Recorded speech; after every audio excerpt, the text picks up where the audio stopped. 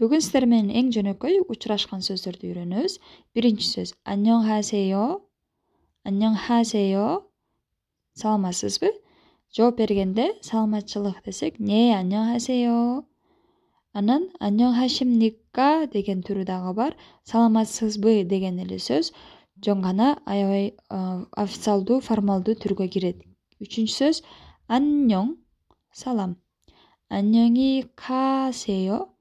Жакшы, барыңыз. Эгер киши кетип атса, 가세요, када баруу деген сөз.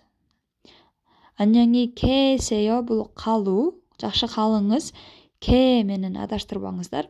안녕히 계세요 калыңыз. 감사합니다.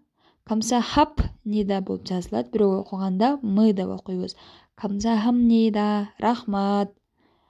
Же тең туштарга өзүбүз менен тең болсок, аларга 고마워요. Рахмат. Же 요ну алып салсак, өзүбүздөн кичикелерге 고마워. 고마워 деп айтсак болот. Ё жоголуп кетет. Корей тилинде бул нерселер аябай маанилүү. Анан ова десек не же е экөөнүн бирөөсүн колдонсоңуз болот. Жок десек 아니요. 아니요.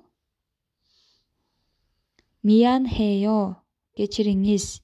Бул жерде да 요ну алып салсак миян, кечир. Тең туштарга же өзүбүздөн кичилерге кайрылсак болот. Кийинки сөз 11-чи сөз сараң бул сүйүү. Зататоч, са랑해요 болсо сүйөмүн, жакшы көрөмүн. Этиш болуп кетет. Кийинки сөз 알았어요. макул, мейли.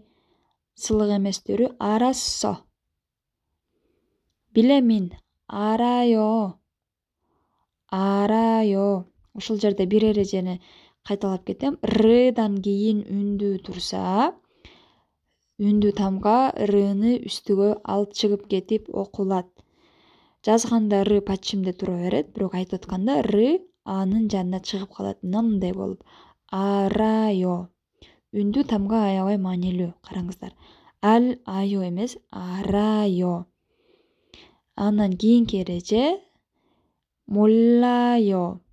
Эки л катар келсе, л деп окуйбуз. 몰라요. Мягкий знак менен. Бул жерде мисал үчүн 한국말, корей тили, 한국말 деген л көрдүңүздөрбү? 한국말 мурун окуганбыз, пачимде турса л болот деп. Корей тилин 몰라요 билбейм. Корей тилин билбейм.